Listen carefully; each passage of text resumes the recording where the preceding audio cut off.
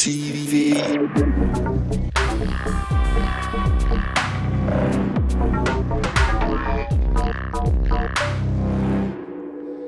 All right, welcome everybody. My name is Leon Verrooy and this is a new episode of Playgrounds 3V, the book club. And we have a special edition tonight because we have I can almost say a family member of Playgrounds. She took all the layers. She was on the main stage. She was doing the hybrid edition with us. She was sitting in the living room, drawing for people and explaining all her knowledge and insights.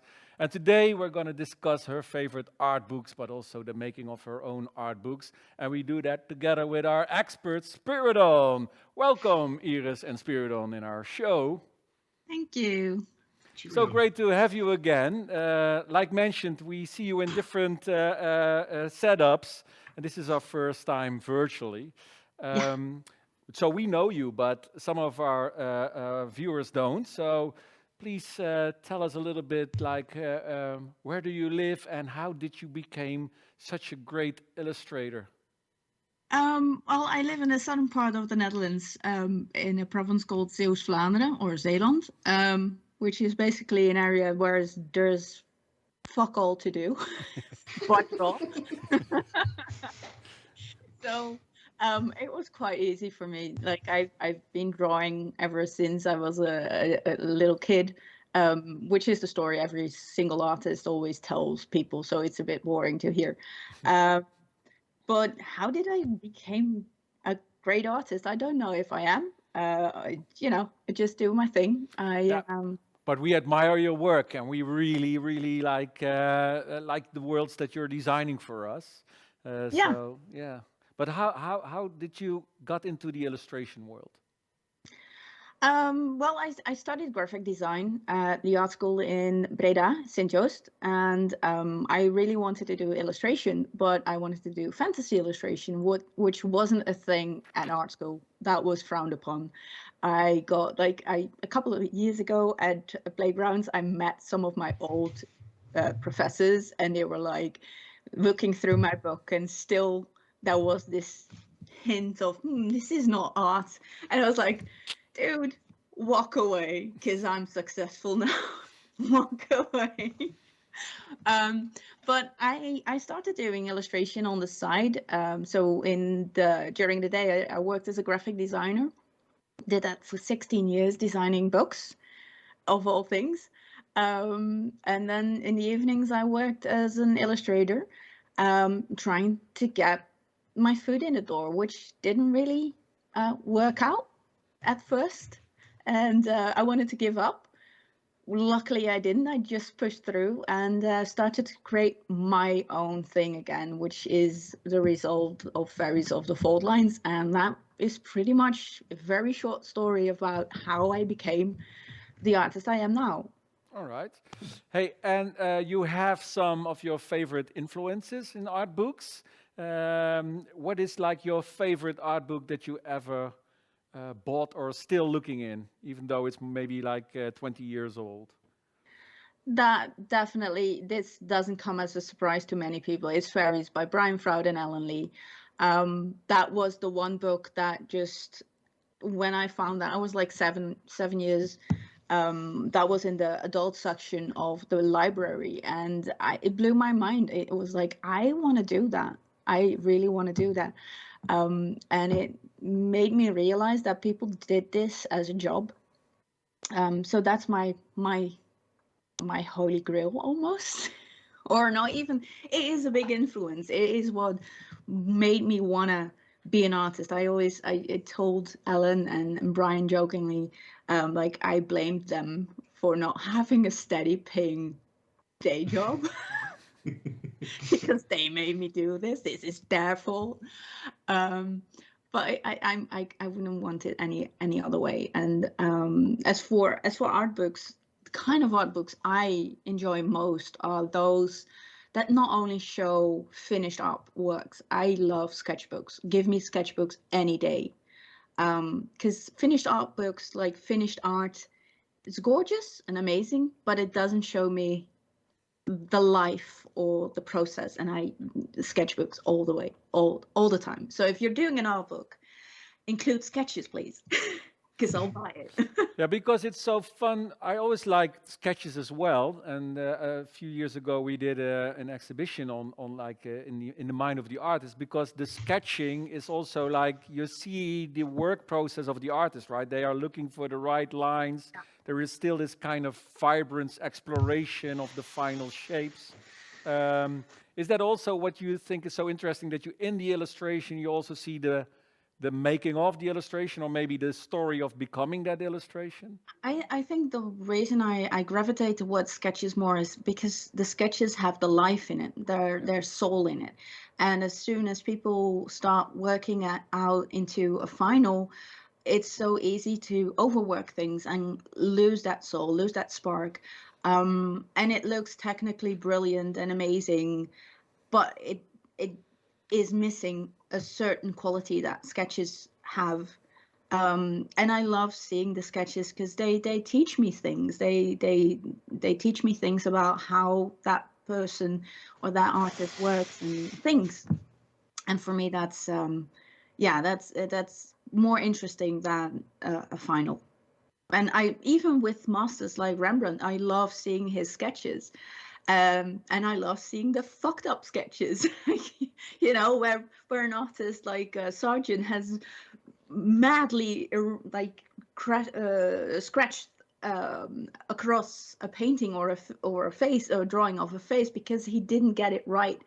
And to me, that's just these people are human as well. They fuck up, Yeah. just like me. Is that also the reason why your drawings, even though they look really, how do you say, advanced, you keep the sketch lines there, right? So you have quite Yeah, light colors, but it's like really you see quite clearly your pencil strokes. So you're not like yeah. lining it again, or like, so that's also the reason why you just explained?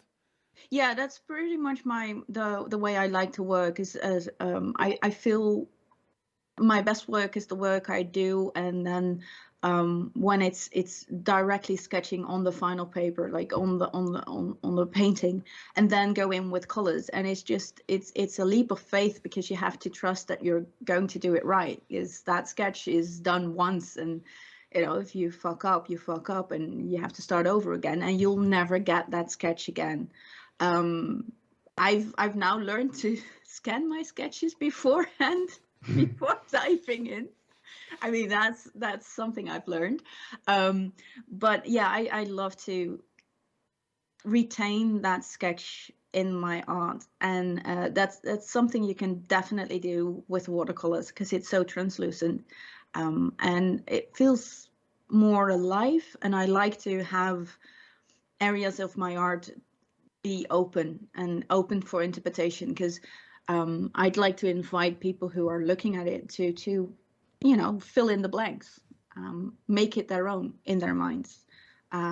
Whereas sometimes a piece of art that's completely finished, there's no room for interpretation anymore.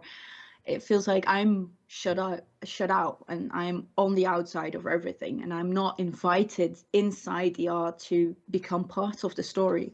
And to each their own, but this is the way I prefer to work, and this is probably why I gravitate towards certain artists and certain art books. Yeah. Mhm. And is it also like that human touch you want to bring in? Because we're now looking at an example, so it's also handwritten, your text, you see the sketches, you see the watercolory. Is that also like your fingerprint of the artist that you want to make part of the art piece itself and in the layout? Yeah, specifically for this book, for the Fairies of the Faultlines, I wanted the book to be as close to my personal sketchbooks.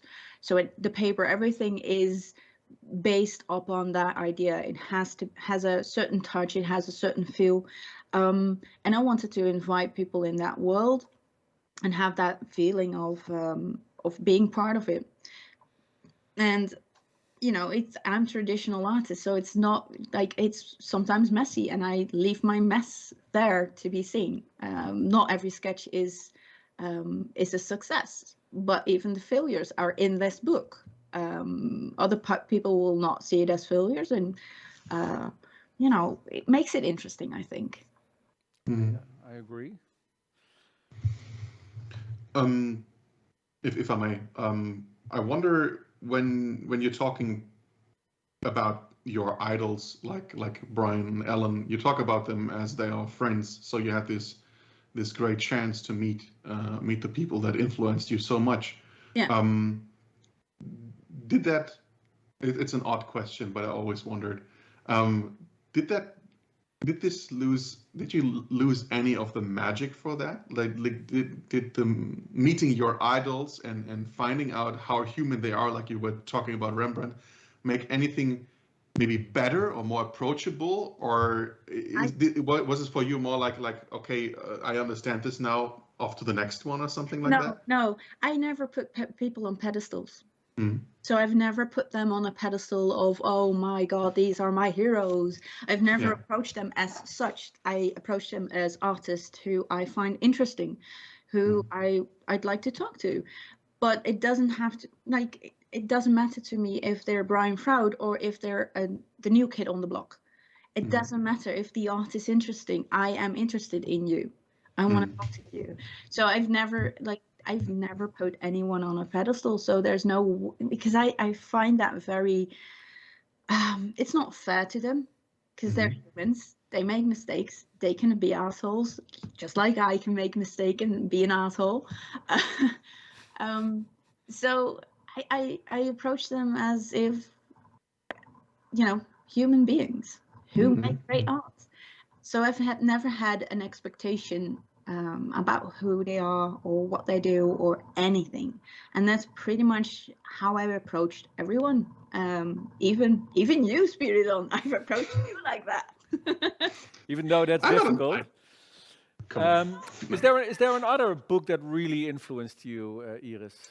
Yeah, I actually chose Gnomes by Rien Poortvliet and Wil Huygen because it's older than Fairies. And it's actually, I believe Alan told me this, that the publisher of the Fairies book saw this book and wanted to publish a book about fairies based on this. So this is basically, without this book, none of it would have happened.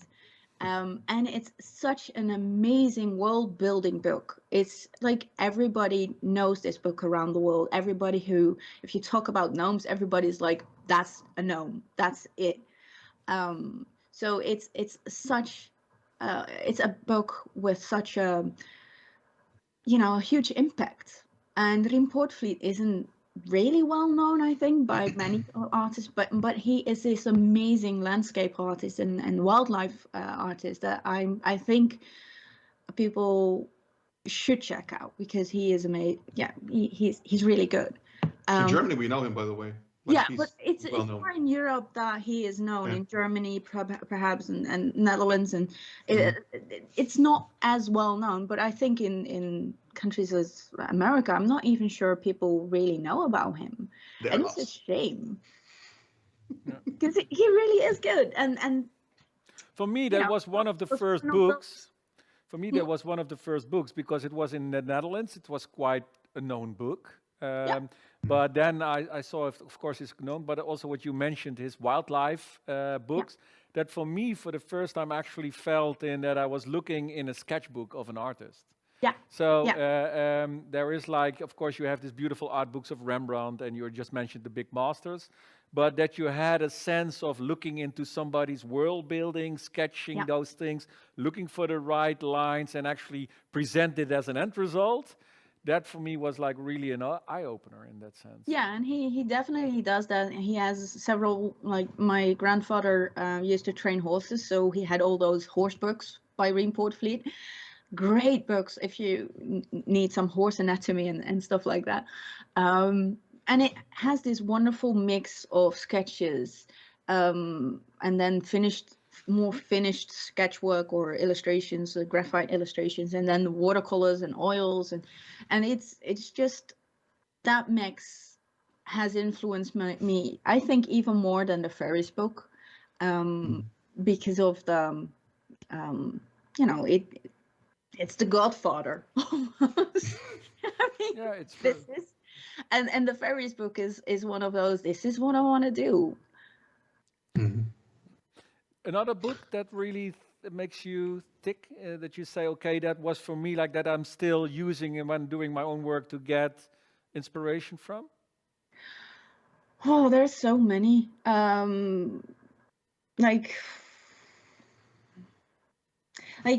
Castles. Like there's this book, Castles by Alan Lee. It's beautiful watercolors. That's a really good one. I love to use.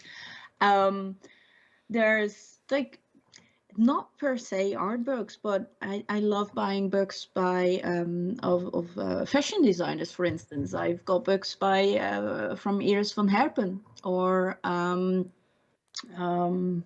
yeah, you name them. Can't think of the name right now. It's off the Yeah, but top of my- I can imagine like doing these kind of books and that you're looking also for sources, right? From nature, from fashion, from insects. Yeah, everywhere. Like everything is an inspiration. So as far as art books, I rarely tend to buy art books for the art, but more for like I how do you say this? It needs to be a good mix of everything for me. You mean as a concept, right? Like Yeah, everything has to be right. So Yeah. like a beautiful book as a designer, and Spiridon and I talk about this often as an All the artist. time. All the time, all the freaking time. there's when artists create art books of themselves, of their own art, they usually forget that designing an art book is a different discipline. It's not the same as being an artist. It's being a graphic designer. So you have other things to keep in mind. And an art book is your calling card. This is the way you present yourself towards other people. It's a portfolio. And everything that you use is important. Like, what paper are you choosing? What binding are you choosing? How is it printed? Is it a hardback? Is it a soft cover? All that information is so important. This is something I'm very, very, very invested in when it comes to art books. Even if the width of the text lines, if that's too wide, I won't read it ever. If there's too many white spacing, if the kerning is off, I won't read it ever. It is all that information, and it's not about that. I know it's not about the art, but it's the art book. And I'm not sure if I'm going on a tangent here, but it's yeah. I love it. Yeah, you love it. I love it. It's important, people. It is. Get It help. matters. Get help designing your book. Listen, the thing that resulted that all these chats that we have about art books. I mean, we talk privately often, and one of the reasons is because I feel like you understand. I'm not an elitist, by far not. I want as many books as there are possibly to get, because as a collector, I am a hoarder. But there are a few books that I really fucking appreciate. Your book, because it is made by the artist who also understands graphic design, and there are a couple of more, like Victor Kalbachev's book, for example. Like, you understand. That's what I admire about it. Like this book, when I got it in my hands, the first thing that I looked at was, for example, you place this in the exact center from the rim. You don't include the rim, like good, and like, oh, you're smiling. You get what I mean, right? Like all these things, and then I was like, all right, oh yeah, okay, so you did this right. You are putting the title in a way that you can read it if it's flat on the back, and if you have a stack, like you even consider this for retail, because people in retail are always like bitching about things like that, like, oh, they do this the wrong way. No, like, so all these small details that people are missing. And I had this book, and then I opened it, and I was like, oh, she did it again. And yeah, and there was like, okay, oh yeah, I remember you added the sketch and everything, right? So when I was flipping through this, and you were just mentioning the kerning and I kept flipping through it, and I was like, okay, oh, cool, there are notes there, and you did it. You did it in the right way. I'm not trying to fucking suck up to you or whatever. We don't. I'll ping we you don't. later on. You don't. We don't do that, right? So, but what I'm telling you is there are a lot of reasons why this is one of the favorite books in my collection, and I have a huge collection of art books, and this is one of the best ones. I know this is the kind of like the prototype, since you have That's created a new one. Yeah, that's the Kickstarter one. Yeah. That I never thought would happen or even be a success. Like I thought it would maybe sell 300 copies. How much was it? How many copies? 2,500. Packaged them all by myself. And how much cash was it? I don't remember. Sorry? How much money was it? I don't remember. Well, I needed 15,000 euros for 500 copies because this book is very expensive due to the binding and the paper, and it's not printed in China, it's printed in the Netherlands. So I actually went to the printers to check on each and every single page. So there was a lot of hands-on and custom, like quality care about quality control. So I needed 15,000, and that includes shipping, and I ended up with 111,000 euros. And you did this thing. You did this thing, right? You offered too many sketches. Yeah, It's almost fucking killed you. I just didn't know if this would be a success or even, people would like this. So I like, what can I do to have more eyes on it? Like, okay, I'll promise a free sketch in every book that's sold within the first 48 hours after launch. Yeah. How did that go? Well, I sketched about like 700 sketches, unique ones. I did that, like everything, like from sketching to packaging, took me 2 months. I did everything on my own. I had nobody was helping me packaging in. So I did that in 2 months, packaging and sketching. So every single day from 7 o'clock in the morning till 11 o'clock in the evening, I was sketching and packaging for 2 months straight. No weekends, no days off. I'm laughing.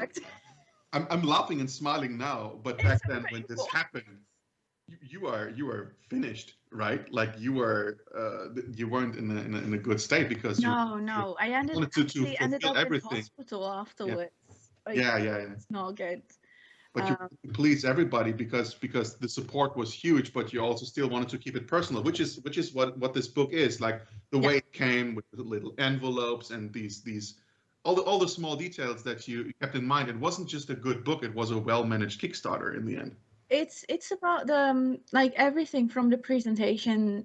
Everything was part of the story, and it's the story of me inviting people into the Faultlines. And after this book was so successful, I had a couple of publishers being interested in putting out a new edition.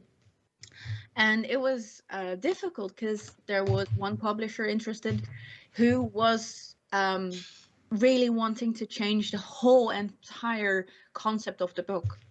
Basically, they wanted this Spiderwick 2.0, but there's one Spiderwick Chronicles, and this is different. So I ended up going with a publisher I had known for a couple of years, and a small publisher, and they understood my story with this book. And I told them, like, you can publish this, but paper has to stay the same. There can't be any differences in the font has to stay the same. Everything is staying the same. I'm doing the layout. Everything is in my control. I'm the final go, which is very unusual when working with a client. Like a publisher does not do this often, if any, like if ever. And that resulted in this version, which is basically the same. It's just slightly bigger. I have the first edition here, so you can see it's slightly bigger, which is the reason behind this is that the publisher wanted it to be slightly different. Has 16 more pages, and I added some work here and there extra. So it's like people you have to collect them both and and it is where's Wally kind of thing. Yeah. And then the cover, they wanted a dust jacket, and I designed this one to really stand out in bookstores, because I've worked in a bookstore and I know faces work, people, something that grabs your attention. Yeah. But still, it has the same gold foil, cloth bound, everything. So this is again one of those high-end quality books, and my publisher has been amazing, because this is not a cheap book to create. Yeah. But it's never been about the money. It's been about the product, about quality, a quality book, about a book that's going to hopefully stay with people forever, just like Fairies has been with me since I was 7. And I want to create a book that has that, how do you call that? Like it has that potential to live on for a long time. Timeless. So that timeless book that everybody wants to have on their shelves. Yeah, I want that. I want a book where people like, and I think I managed it, because I got emails saying, you gave me my childhood back. I love reading this with my children. I love to pass this on to my children. And you know, as an artist, as a creator, that is such a big compliment. And you know, money in the bank is amazing, but knowing that your book, your creation is loved deeply, as I loved these books.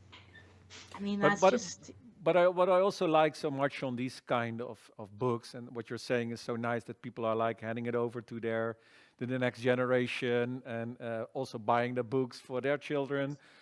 Hopefully it's kind of a world building, so you bring them in those imaginary worlds. Yeah.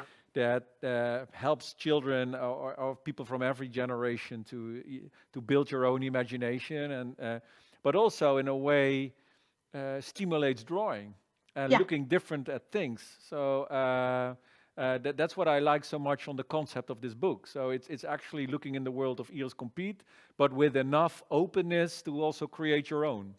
Yeah, it's a gateway. And I think that's the most beautiful gifts you can give to the next generation, right? To stimulate their creativity, but also their imagination as well. Yeah, it's a different kind of art book, I think. It's not about my art in a sense that it's about me. It's about imagination, and fantasy, dreaming, hope,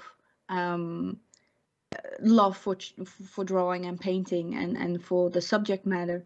And I think that's probably different from, like, I don't want to put myself in a showcase and say, oh, look at me, I'm so good at this. Like, who cares? No, but it's not, the thought behind this is beautiful, because also it tells the story of the life of the world as a living creature, right? So the leaves are a nature in that sense. You should be really careful with it, because they are living beings as well. So there's stories about that as well, and that's also the reason why I did certain things in the campaign. That's why I went with a Dutch printing company, because when the paper is mentally friendlier than most things, the ink used is same. So everything has a reason, and everything that I create within this world of Fairies of the Faultlines, because I'm already working on several new projects for it, and it's gonna be so exciting. But it's everything is done in a certain way, and that's why I love Eye of New Books. They understand that it's not about making more products, but making something that lasts and is a treasure, is something that isn't, for the quick cash grab or anything like that. It's for the future. That's beautifully said. Thank you so much, Iris, for sharing your beautiful art with us and your insights and thoughts. Thank you so much also, Spiridon, for the wonderful questions and the really beautiful aesthetically way of flipping art books. Thank you so much for that. Thank you, audience. Thank you, audience, so much for being with us during this episode with Iris Compiet in the book club. See you next edition. See you next time, and keep creating great art. All right, bye-bye.